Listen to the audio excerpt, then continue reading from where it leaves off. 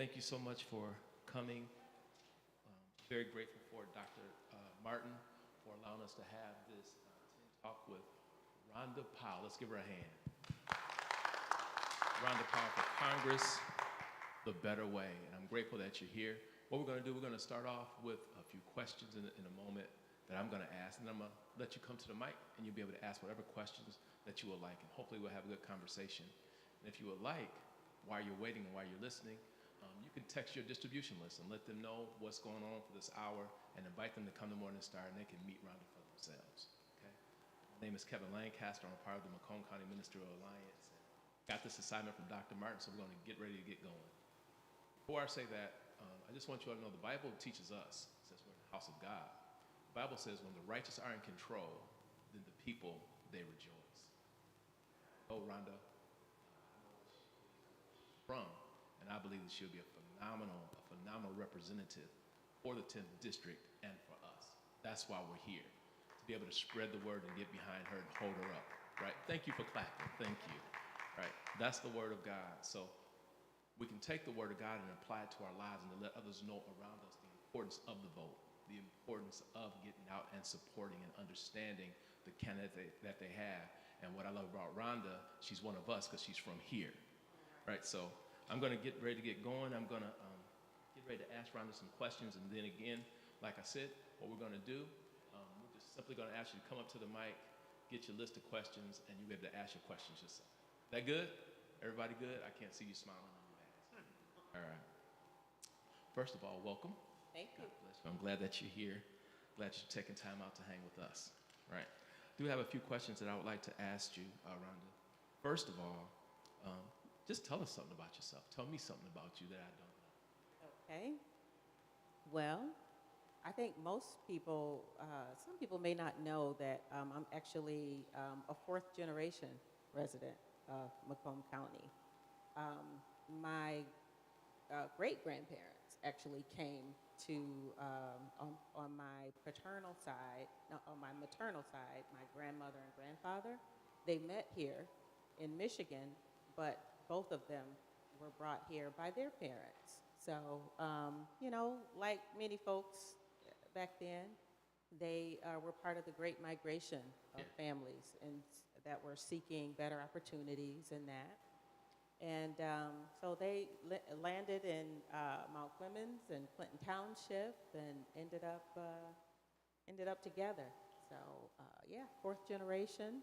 And I actually, my grandparents, my mom and her siblings, me and my siblings, and for a while, my children, we all attended Mount Clemens schools.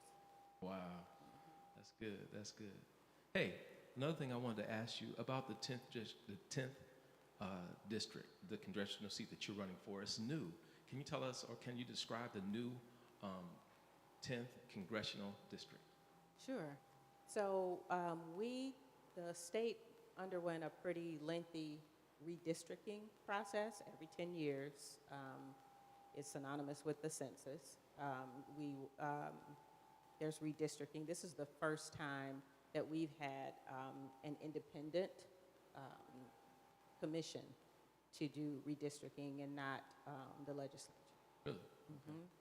So that was one of the things that came out of, you know, a ballot initiative. So those initiatives are very important, you know, to know what it is you're voting for when folks are putting those petitions in front of you.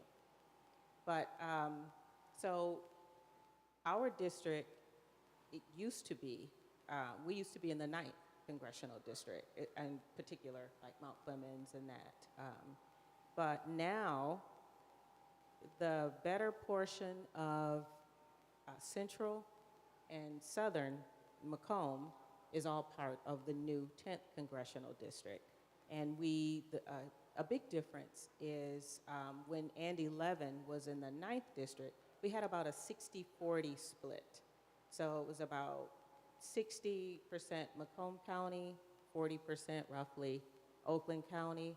But now it's pretty much like, you know, 90% Macomb County.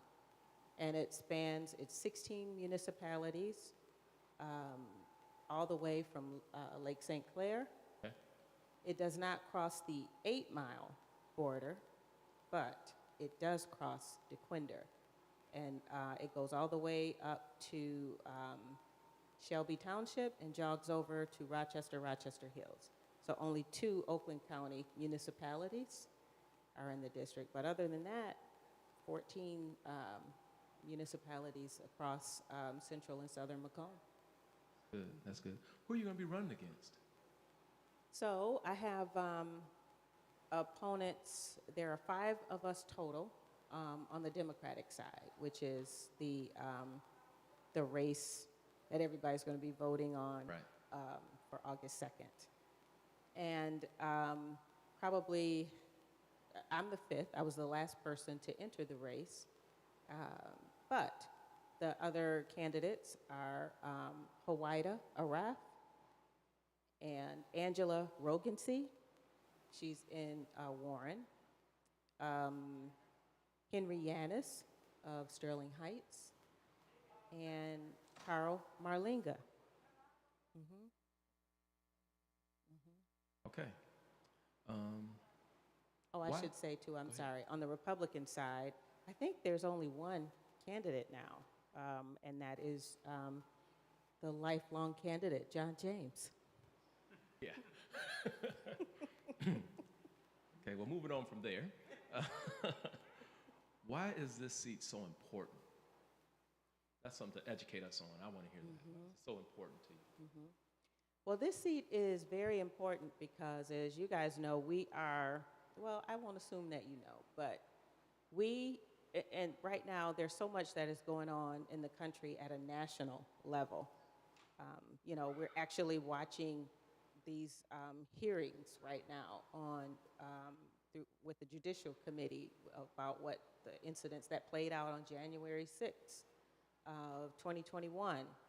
So right now, there's a lot of legislation like the Build Back Better plan and, other legislation, even the conviction and how the country views, I think, how the country views the insurrection of January 6th.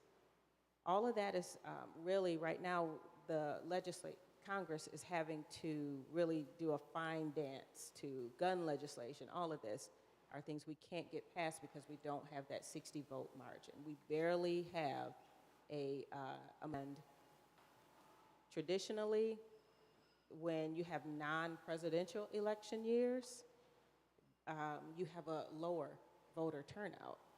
And also, you have, there's usually, when you have a Democratic majority or a Republican majority, whatever, and by that I mean when when the president, the Senate, and the House are all in the majority from the same party, typically there's a swing, in that non-presidential year election, and one of those bodies can change.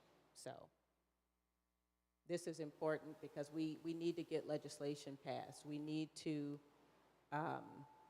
there's so many things right now. There are all kind of issues. Probably the most prevalent we've seen of late is gun legislation, but I was going to ask you about that. Yeah. George Floyd, policing, there's so many pieces of legislation that have passed the House that are just stagnant because, and that's another reason why it's so important right now, because we need real Democrats, proven, doesn't matter to me who you are, just, don't be in camouflage. People deserve to know what you represent and to vote based on that, not to have folks get in office and then, just change directions completely or not stand for the things that you said you did in election. So that has a lot of our legislation held up right now. That's good. And when you said, you just explained it, but when you said real Democrats, I was going to ask you to elaborate, but I think you did. Somebody who's going to, what you stand for, what your platform is, you're going to carry that out and not switch midstream or just use a platform to try to get the vote, and then when you get in there, we used to call it like a whooping sheep's goal. Exactly. I know what you mean by that. That's really, really good. Let me ask you this. Just last week, I was driving down Gratiot, right? And Gratiot and 12 Mile Road, there was a big trailer truck. You might have seen it. I don't know. It had a big trailer on the back of the camper. I'm sorry, a big camper with a trailer on the back, and it was a former Trump. Big blowhorns, the music playing, and all that kind of stuff. Do you find here in Macomb County it's hard to be able to communicate with people because so many people are possibly either Republican or still, we see a lot of Trump signs around here. How's the climate when you're out here, when you're going around door to door and being able to explain yourself? Do you have those kind of things that you come up against? From time to time, but not that often. I think that this District 10 is considered a toss-up district for a reason. A toss-up district? What do you mean? It is, early polling showed this district to be a like +6 Republican leaning, and that is, more than 50%, that the +6. Gotcha. So 60% or so, something like that. That's what you mean? Right, that was the early polling, but, for those of us who've been here for a while and kind of watched the past few elections, the fact that both Debbie Stabenow and Gary Peters and Governor Whitmer all won in this area, I think is very telling that it is, it's a toss-up. Now, Trump in 2016 won this district, most of this area, I'll say. I think 7 points he won, but in 2020, he only won much of this area, 0.5. It's like 0.5 wing. And I think the home of, that's kind of what Macomb County has made the national news for, is having either, depends on your purview, whether it's Republicans that will vote for a Democrat or Democrats who will also vote for a Republican. So, this district can be, or Macomb County often makes the national news for those kind of things, That's good. You being from Macomb County, here in Macomb County, what are some of your plans and what are some of the things that you see that you would like to put your hands to here in Macomb County? I think that, for me, it's partnering because this is a congressional seat. So in order to move things, historically, what the role of congressional candidates is to bring resources into the state. And it is really the state House and Senate that legislates over local, or passes local legislation. But I do think there's a lot more collaboration that could go on with statewide initiatives and that, because without that coordination and collaborating, and not to say it does not happen, but I think we have to move beyond just what is safe, because there's so much at stake right now. And I also think that it's important for, and let me go back and say this, in 2020, for really one of the first times in those kind of numbers, the impetus being the murder of George Floyd, we really saw people marching in the streets. Yes. And many of us haven't really seen that, not in those kind of numbers. But what is important is this was a multiracial coalition that spoke. And that's what's important to me, because historically, that's the only thing that has ever really moved the needle in this country, is when you had that multiracial coalition of people who found a way to collaborate and, and move legislation forward, move presidents, governors, whatever, That's what it takes, And I think one of the things I definitely want to be a part of is helping to build that, Mm, helping to make sure that folks in Macomb truly have a voice. that's good. Because I don't think that, the national media coming in every, 20 years for an election is not really giving us a voice. And we really have to reestablish our identity because the narrative doesn't fit. The broader narrative does not fit the population of people that are here. Growing up in Macomb County, I was raised by a single mom, Hmm. and we grew up in public housing. But back then, the majority of my neighbors were white. Uh, if we see each other right now, it was very diverse. But if we see each other right now, we're not looking to say, oh, who'd you vote for? That's not the Right. questions that we're having. We talk about, the things that we've bonded around. Hmm. So I think that being able to find the things to first reject the politics of division and really work hard to find the things that pull us together and work there is something that I've always been in support of. Um, and, I have just as many opinions as the next person. But, what is it that we're trying to do and accomplish together? Because everybody needs to have a voice. And even when you look at our broader, everybody else defines us. Oh, this is the home of the Reagan Dems. Oh, this is the auto, this is white flight. This is, who do we say that we are? I like that. I like that a lot. I can have a whole lot of questions on that one, but I like that a lot. Talking about like George Floyd, what are your views on guns? The legislation that's being passed or pushed through right now, with what people feel the compromise that's happening right now. What are your particular views on the gun issues right now? I think in general, common sense is no longer common. um, and we just have gotten so far away from anything that, I mean, anytime the measure of a strong society used to be how you cared for your children Yeah. and your seniors. Well, we get an F. Wow.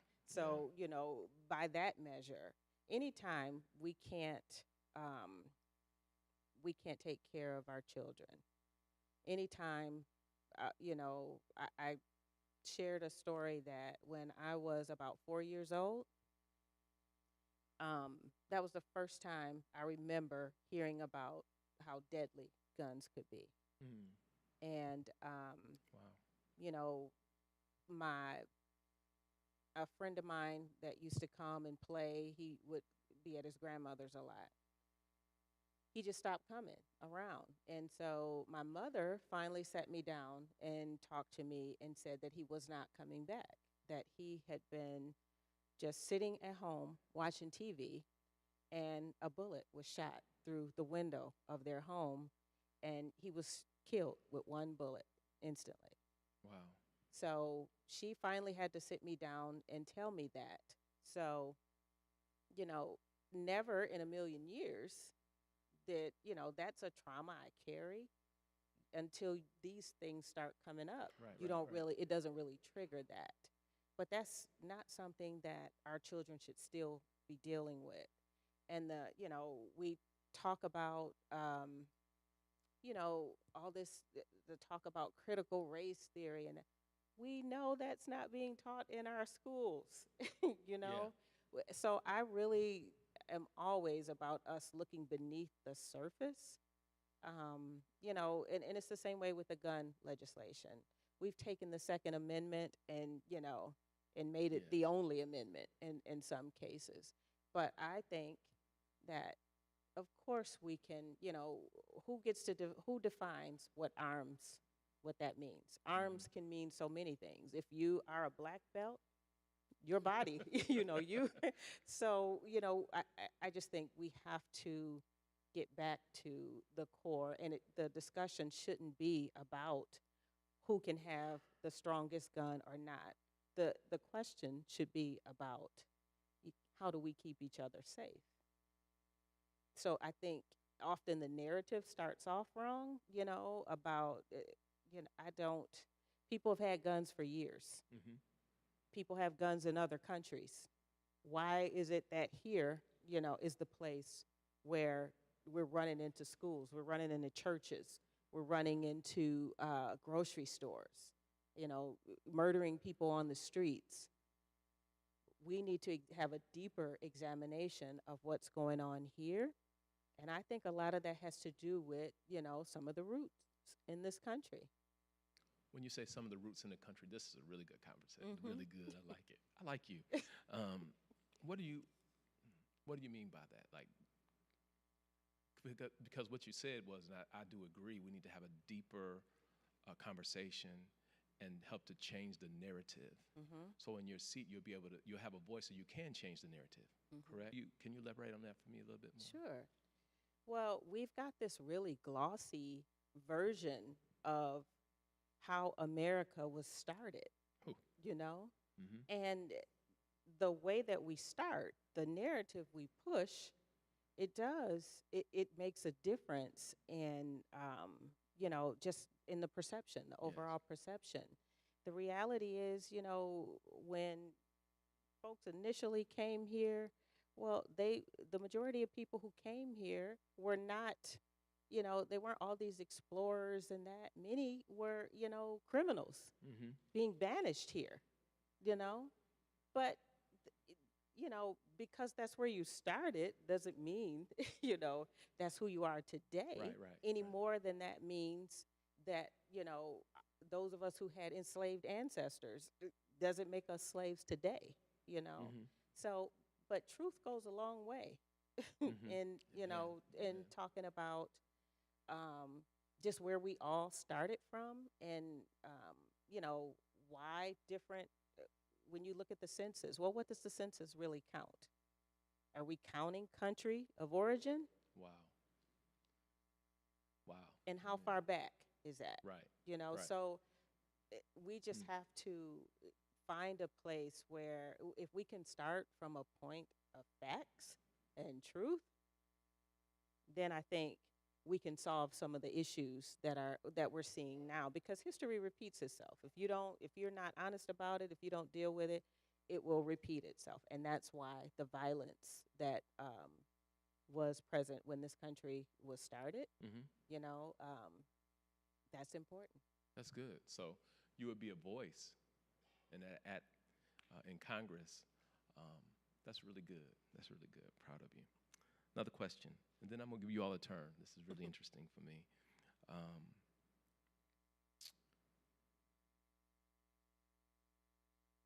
it's a few things going on in our society, in our communities, right? And in our society, I mean, all the hot button things. Number one is guns, of course, with all the violence that's happening.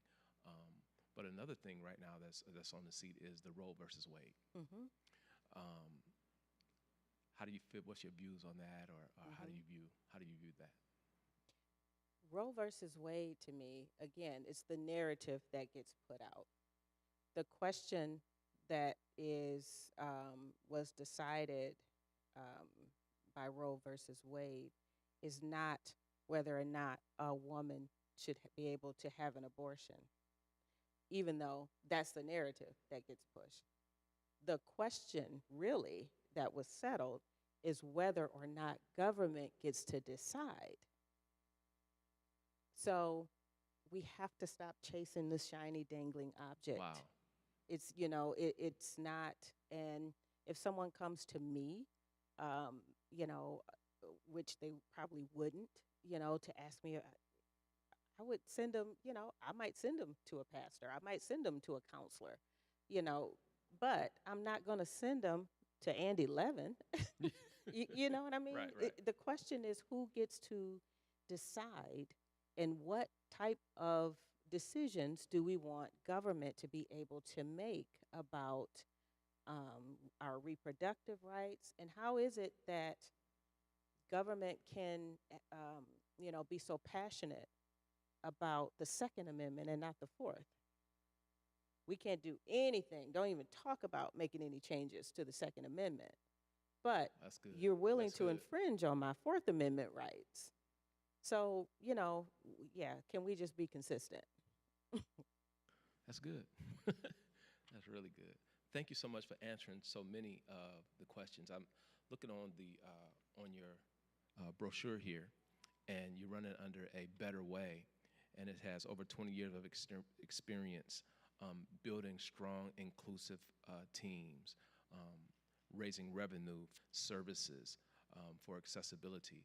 Let me ask you, what else? Advocating for small business owners. Can you give us some of the examples of how some of the things that you've done in your past? Sure thing. So here in Macomb County, I was the executive director of McCrest for a time. Okay. I worked with our homeless population for years, also in Oakland County, as associate director of South Oakland Shelter. And I'll say to everyone, when you think all these great ideas we have around a conference room table, they think they're so wonderful. Go sit at a homeless shelter. Yes, Go ma'am. serve there, Yes, and ma'am. you'll see. In that place, I have had the privilege of serving many more PhDs than I've ever worked with. Wow. So Wow. that's the Wow. real, that lets you know we've really got some challenges Yes. in our society. So I've ran, homeless shelters. I was the first African American appointed over multiple county government departments, and I've never been in a leadership role where I didn't leave it with a stronger budget, stronger Amen. policies, a stronger leadership team. People have asked me, what is my vision? What I want to do as a leader? And it's really just leave a legacy of leaders. That's Because good. that's, to me, that's the greatest testament of just empowering other people to step into their strength That's is good. important to me. And I also was the deputy director for the state's aging department as well. I currently am the statewide operations director for We the People Michigan, which is multiple organizations under that umbrella. And but I'm passionate about social justice and leadership and really this community, because I refer to the better way because probably the most influential person in my life was my grandfather. Okay. So my grandfather was a local bishop here in Mount Clemens, and he taught me at a young age, leave people better off than you found them, or leave them alone.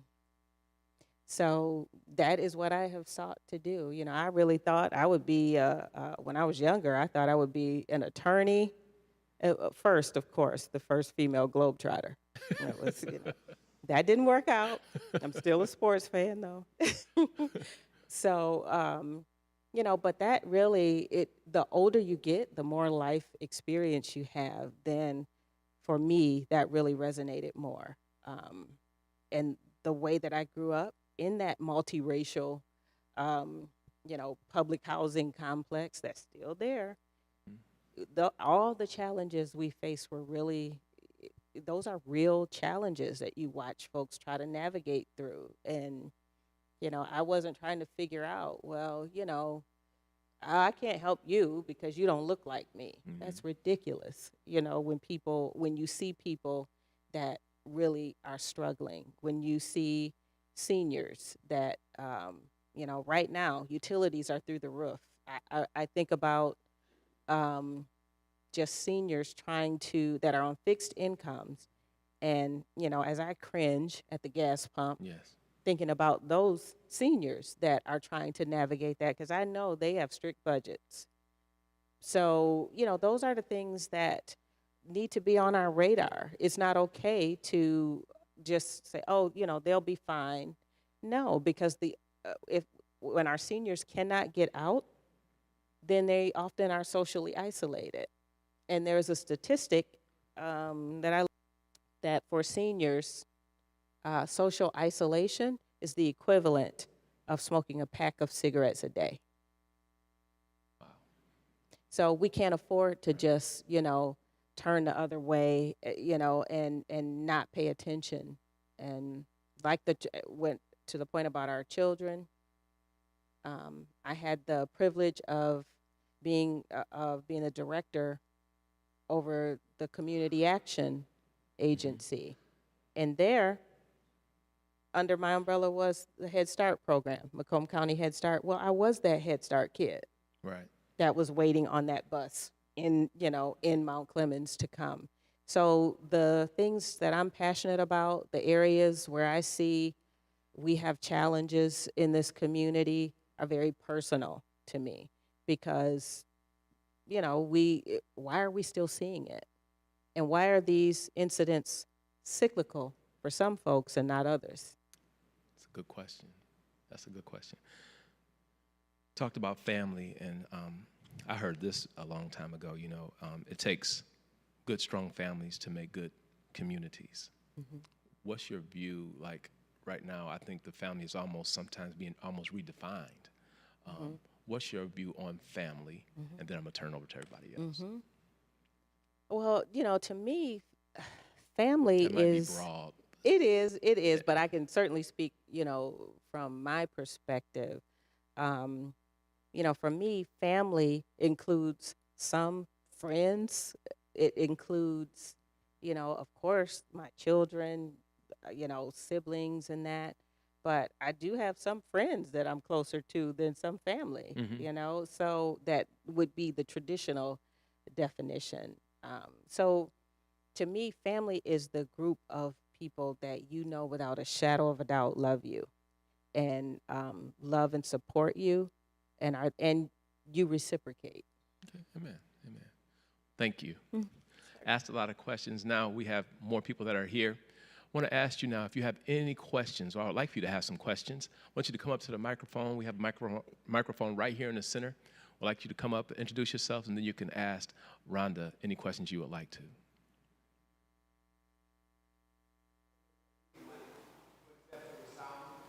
Yes, sir, that's for sound, so if you can come up to it. Thank you.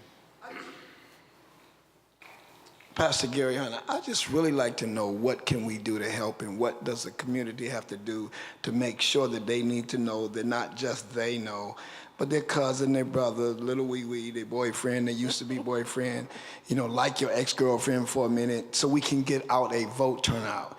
And what are you doing to make sure we get the voters that nobody pays attention to? There's always a fraction in politics of the likely voter. I hate that sound. I traveled with President Obama the whole 8 years, and if he didn't preach anything else, he said, we're going after everybody. What can we do to help you go after everybody? Great question. Thank you, Pastor. Yes, thank you so much for that question. One of the things that we have said, I have to say, I have an awesome, just core team that shares my value of community. One of the most frustrating things about running for office, especially for Congress, is I'm diabolically against the amount of money that is being poured into politics. Because whether we know it or not, people who are running, they are basing the amount of time they knock on your doors, the time that they show up, and the support that they give even after elected. It's all based on donations. So, that I've always had a passion for helping to move the needle for the most vulnerable, the marginalized in our community, because, everybody else pretty much has a PAC that they're putting money into. which is another problem, is now you can hide money and behind, PACs and all that, and you don't really have to disclose that. But to me, from the time we started with the petitions, to even get on the ballot, there was a petition process. And, we all fanned out, the churches were amazing with helping to get petitions signed. But from day one, I said, if the community doesn't send me to Congress, then it's not time for me to be there. And being the voice for people who are easily silenced is important to me. Because again, that's the person that I was growing up. And I've seen behind, the curtain, so to speak. And I know just more people are marginalized than what we think. There are a lot of us that folks just depend on will vote. But we've made it our business to, we're in barbershops, we're in churches, we're at salons, we're at the local barbecue, the power washer, whoever it is, we're making sure that we talk to everyone and make sure everyone feels like, no, we need you too. We're talking with, of course, I go back to my old, community. I know even when I was younger growing up, I don't know who got it in their head that people who live in public housing don't vote, But I encourage people, I'll say non-homeowners, to vote because so much of the policy and legislation impacts you directly. Yes. So I'm very deliberate about trying to go out and go after that voice. And then I think too, just like I'll refer again to gas prices and, the constant attacks of gun violence that we hear, not just nationally, but locally. I call it battle fatigue. At times we can feel like, I'm just not going outside. It's just one thing after another. But I think that's where community comes in. That it's up to us to call that relative to say, look, I already know, you told me you don't want to vote, but I need to talk to you one more time. I need you to let people know that, this is someone from the community. Look at her track record, of serving the community, of bringing resources into the community and that. So, my track record is pretty, I stand on my track record. And that's what I'm encouraging everyone to do. If you look on the flyers, we always, ask if you can to donate, to volunteer, but more importantly, spread the word. Because that's how a lot of times, even when you look at younger folks, they're not sitting up watching TV with a remote. They're watching YouTube. They're watching apps, live streaming and that. So even the people that think, oh, I'm spending millions of dollars on these TV ads, you're getting a very finite percentage of the population because that's just not where we are anymore. So, that's what I need. When you see, please go to our Facebook page or in the website, sign up to get the emails. We send out emails with updates on social. We're sharing things. If you see something come up, way to get that out. And Michelle's saying I better say Rhonda Powell for Congress.com. Yeah. So that is the website. So it, just like so many things, spreading the word is faster than most. That's good. Yeah, that's usually, because the people in our circle are the people, they will trust what you say. So, I agree.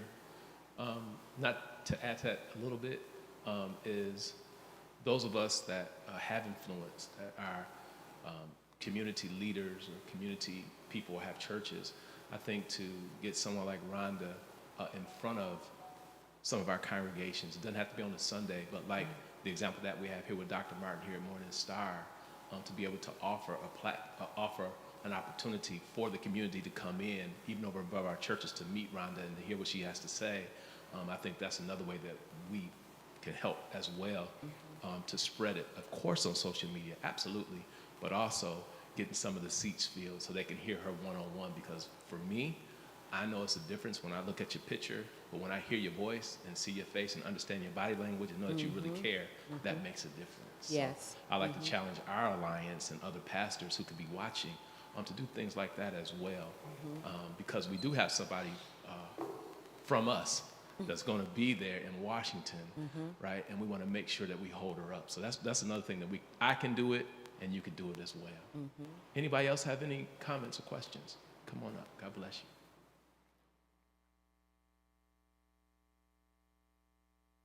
Hi, Hi. my name is Dorothy Sykes, and I live in the neighborhood. And I'm a person that have a lot of friends, and when I tell them to vote for someone, and they ask me, well, who is she and what does she do?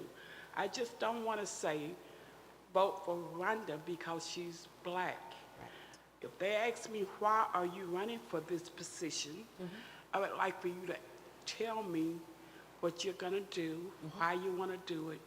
I heard you say back there you want people to have a voice. But when I'm talking to my friends or even my sister, and I'll say, Mildred, I want you to vote for Rhonda. And she'll say, Dorothy, she called me back. Why? I would like to give her an answer. Yes. Not because she's black. What are some of the things that you would like to do that you're running for? I heard you name a lot of different things, but it really didn't tell me what you really want to do. Could you give me a few answers? Certainly. Thank you. Thanks for the question. One of the things that I want to join other members of Congress in is making sure we actually pass the Build Back Better plan. There is so much in that plan that deals with early childhood education.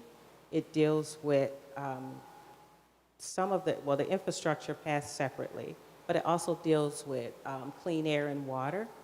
Here in Mount Clemens, we're one of the few municipalities that has its own water treatment facility.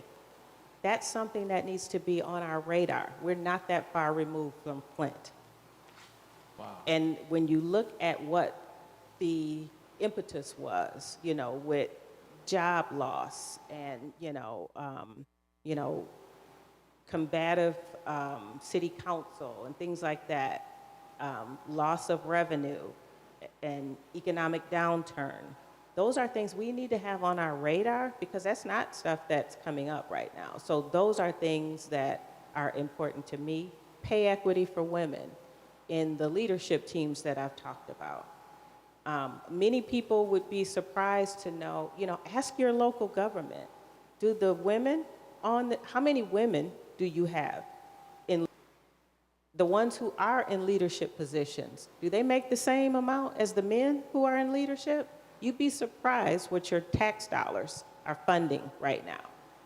And so we have to have, if we don't have anyone that has a platform to challenge those things and raise those issues, it just goes right under the rug. Other things like pre-K for all. I was a Head Start kid. Every child needs pre-K for socialization, for, children now at 4 years old, these kids can, use an iPhone better than I can. So we need to make sure that we are getting to our children. All the statistics say that pre-K, when you do have early childhood education, that it changes your pathway, how you learn, how quickly you learn and adapt to the material. Thank you. Absolutely. I can go on. That was good. Anybody else have any questions, comments? Just feel free to come right to the center aisle. And I will add to that while Tommy is coming that, to me, our voting rights are under attack. Wow. And it's important that people realize that is not a black and white issue. that's why going back to how this country was founded, why is it that, we had to pass voting rights? Well, if you did not own property, you couldn't vote. My ancestors were enslaved, so voting was not an option anyway. So who were they talking about? And we still have that same classist mentality in so many ways because certain people benefit with a smaller voting population. So everybody needs to be concerned about voting rights. Thank you very much. Actually, great segue too. I, like so many others, were appalled at the events of January 26, 2021, and how our former president tried to overthrow our government. I've heard a lot of your competition in this primary election speak to their thoughts of the Republican candidate and their ability to be able to beat this Republican candidate with a very large war chest. Can you speak to everyone about why you're a better candidate for the job than they are? Sure. Well, I will say that, I know the other candidates on the Democratic side. And I think that we're fortunate that we don't have this really ugly, contentious race. But I believe that it is important that what is important is that I have done the work of serving people. I understand how government works.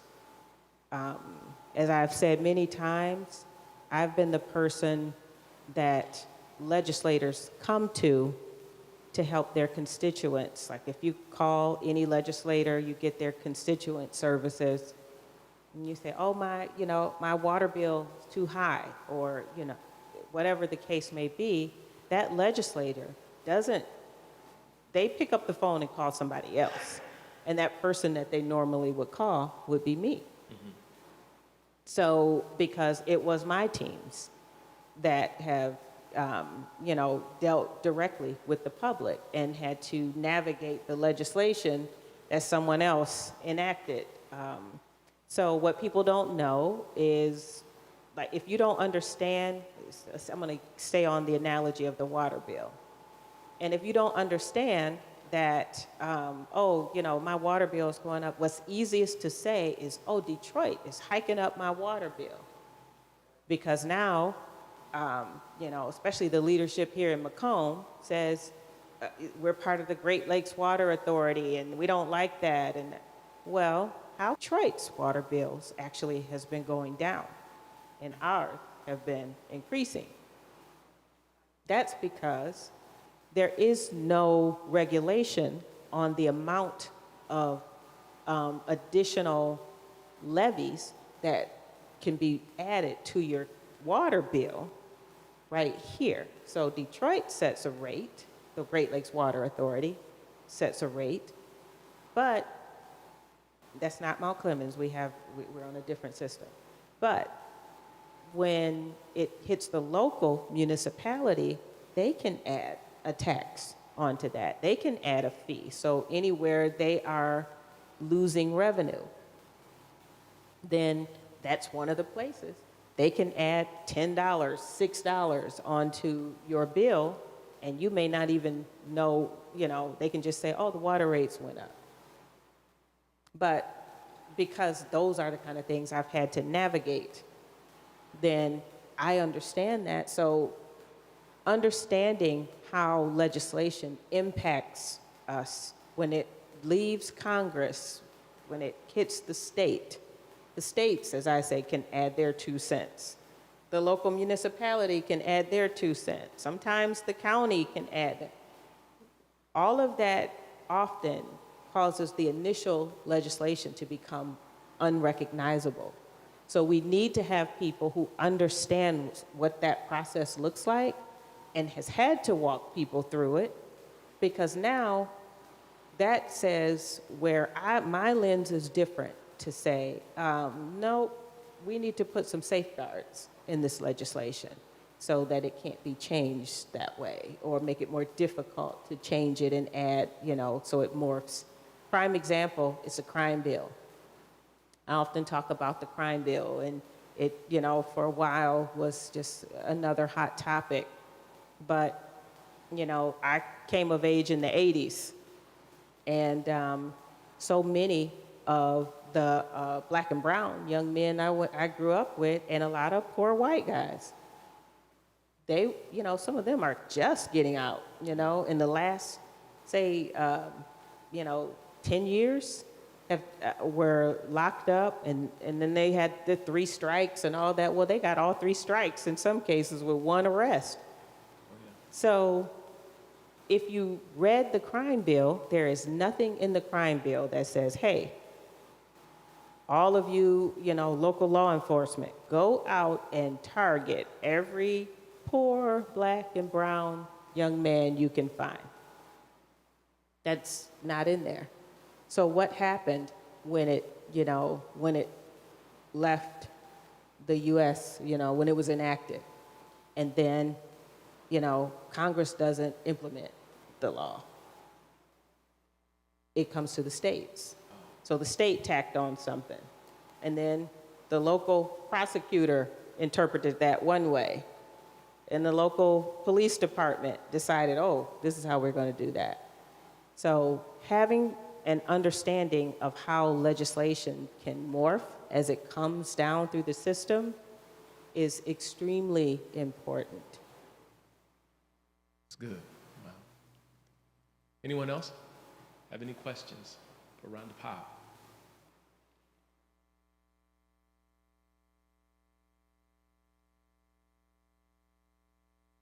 Dave Tercel from Clemens. You touched on it a bit, but I think there's so much attention that happens on the November Yes. election Yes. that people kind of bypass this weird thing that happens in August. So I'd be interested in your ideas on how to make the primary more prominent in people's understanding. In many areas, this will be a little different, but in many areas, the primary really determines the end result, the November, because of the way things are apportioned. But just curious on your ideas on how to raise the profile for August 2nd. Thank you. Yeah, that's extremely important. And I think, like most information, there are statistics that say you have to say things, at least 5 to 8 times for folks for it really to resonate. And so that's part of the message that I put out and ask for.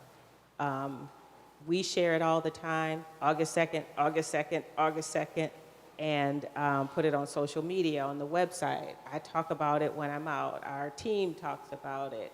But more importantly, all of you have to talk about it, because of course, it's important to me. I want to be elected. I want your vote. But it is important because when I tell you people depend on the fact that most folks don't vote in the primary, that's why you don't see a lot of folks knocking on your doors at this time. Yeah, most often, if we're not really talking about the primary, the person with the name recognition gets in. And it's the people who vote all the time that's making decisions for folks that maybe it's fallen off their radar. So I encourage everyone, you should have received your request for absentee ballots. I encourage folks to fill that out because we are busy, but when your ballot comes to your home, and you have time to look up the candidates and go through each one, it's a lot of pressure to go into the booth and just have all this information. Some people don't have the time to just sit and go through. I mean, how many people in this room know who's running for Wayne State University, their board? Yeah, exactly. Macomb Community College, right. So, when you have the opportunity to sit and do that and look it up, and actually having that in front of you, you're more apt to do that and feel like you're informed when you vote. But I also tell people, this is the best way to vote your interest. People so many of us vote against our interest because, we don't have time to study, to look up the candidates and that. And that can be harmful. It can be very harmful to you, to your neighbor. Which one of us would want to have some unintended consequence to the senior next door because of who we pulled the lever for? We have to be more thoughtful. That is what it means to be in community, I think.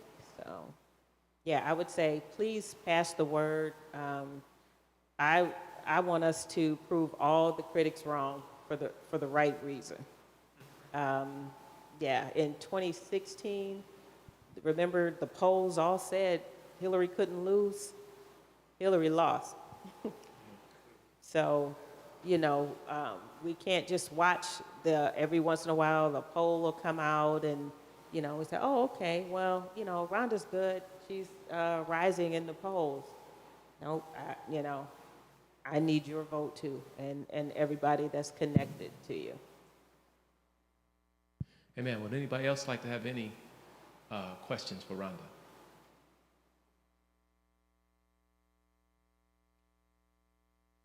Rhonda, I want to Wow. thank you. Thank you for being here. Thank you for education. I think that's very, very important for those that are even watching, to be able to educate us on the importance of the 10th district seat, what it means. I really, to hear, you provide the resources.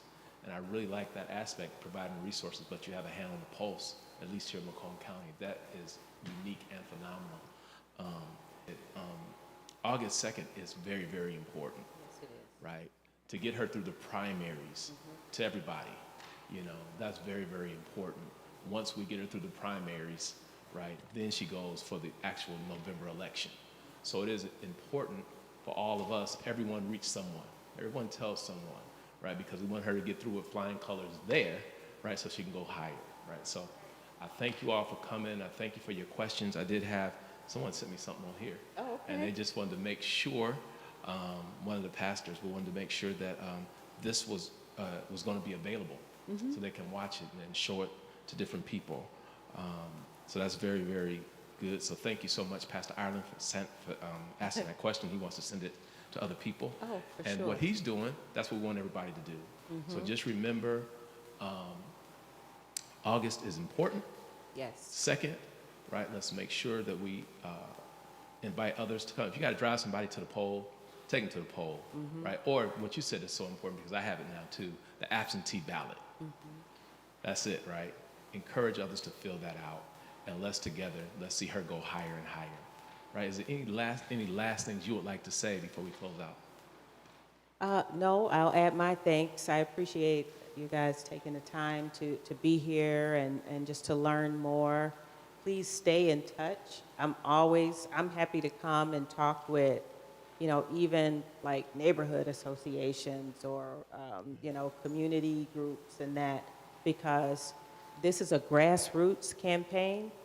I am determined to make sure that we put people back in politics, because you need to be able to pick your leaders, the folks who speak for you.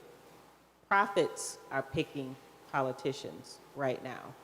And just look at the millions of dollars being thrown around in all of these elections while people can't put gas in their cars.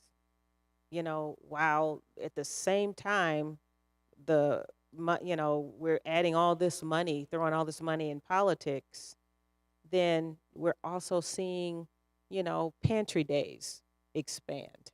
Yes. That is a very serious imbalance that cannot escape us. We need to make sure that, we're not using money to just, elections just go to the highest bidder, because that's how you end up with a January 6th. That is how, and I will say this, what people have done professionally is probably the best indicator of what they will do politically. So if you haven't been helping people, you're probably not going to start. So, thank you. That's good. Thank you. Thank you. Let's give her a hand. So to close up, don't forget to donate, volunteer, or spread the word. And spread the word, right? You can go to RhondaPowellForCongress.com, because I had another question when you were talking. Okay. They said, thank you, Rhonda, and how can we donate? Oh, so I wanted to perfect. make sure and say that. That's exactly how you can donate. So Yes, again, thank God you. bless you. We're praying for you. We stand with you. And to everybody here, God bless you. Thank you so much for coming. Thank you. Have a good night.